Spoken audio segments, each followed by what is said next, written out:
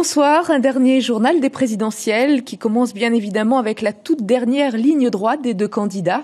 Après le débat explosif de mercredi soir, Marine Le Pen était en Bretagne, puis en Picardie pour un meeting en plein air au milieu des champs. La candidate frontiste a rappelé ses thèmes de campagne devant plusieurs centaines de militants. Emmanuel Macron, lui, était à Albi, sur les terres de Jean Jaurès, le candidat d'En Marche, qui a détaillé ses thèmes de campagne auprès de nos confrères parisiens. Ce soir, il évoque notamment son projet éducatif. Il est interrogé par Alain Rodex. La lutte contre l'illettrisme, elle frappe tout particulièrement les territoires, en effet, ultramarins, et elle alimente l'échec scolaire et ensuite l'échec professionnel. Elle est très forte dans plusieurs de ces territoires. J'étais à La Réunion il y a encore quelques semaines, où elle atteint dans certains quartiers des chiffres extrêmement élevés. Le cœur de cette lutte, c'est évidemment de tout faire pour la scolarisation de tous les enfants et renforcer les moyens de l'école dans ce qu'on appelle les zones d'éducation prioritaire. Donc ces zones, plus d'enseignants ? Ces zones REP et REP+, elles concernent très largement nos territoires d'outre-mer. Il y a 6000 classes de CP, 6000 classes de CE1 qui sont touchées par, qui sont dans ces zones.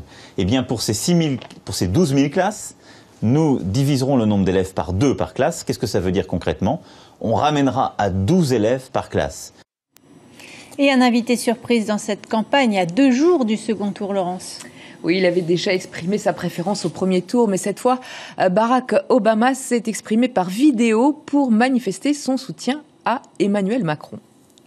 L'élection française est d'une importance capitale pour l'avenir de la France et les valeurs que nous chérissons.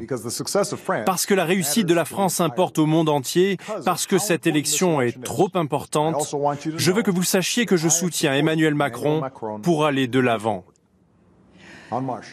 Et les sondages se suivent et se ressemblent. Le débat d'hier n'a pas changé les intentions de vote des Français, puisque selon le dernier sondage IFOP Fiducial, le candidat d'En Marche recueille 61% des suffrages, avec plus ou moins 1% de marge d'erreur, contre 39% à 40% des voix pour Marine Le Pen. Retour en Polynésie avec le débat hier soir sur notre antenne. Les représentants des deux candidats ont confronté leurs idées. Pour Éric Minardi du Front National, Emmanuel Macron, président, pourrait entériner la séparation entre la Polynésie et la métropole. Quant à Natacha Helm, soutien du candidat d'En Marche, elle craint la disparition de la langue polynésienne en cas de victoire de Marine Le Pen. Je vais répéter ce qui est écrit dans le point 101. Elle veut supprimer l'enseignement des langues et cultures d'origine. Tout ce qui veut dire que notre culture, notre patrimoine, notre langue, tout ça, c'est en danger aujourd'hui. Donc pour être clair, pour Marine Le Pen, il n'y a que le français qui compte. Les langues régionales sont réellement en danger. Je vais vous dire ce qui va se passer.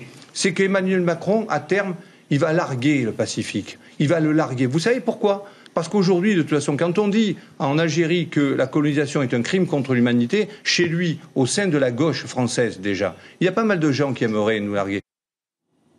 Voilà une image pour terminer unique sur le territoire français, celle du largage des bulletins de vote du second tour de la présidentielle par avion. C'était ce jeudi 4 mai au-dessus des 3 îles de Polynésie, trop isolées pour être desservies à temps par la mer. Rapa au sud de l'archipel des Australes, puis Tematangui et Ereretue au Tuamotu, deux atolls d'environ 50 habitants. Une mission démocratique pour le gardien de la marine nationale. C'est la fin de ce journal de la présidentielle. Rendez-vous à partir de samedi matin, puis toute la journée avec l'ensemble des rédactions de Polynésie Première pour suivre ensemble, donc samedi, le second tour de cette élection présidentielle 2017.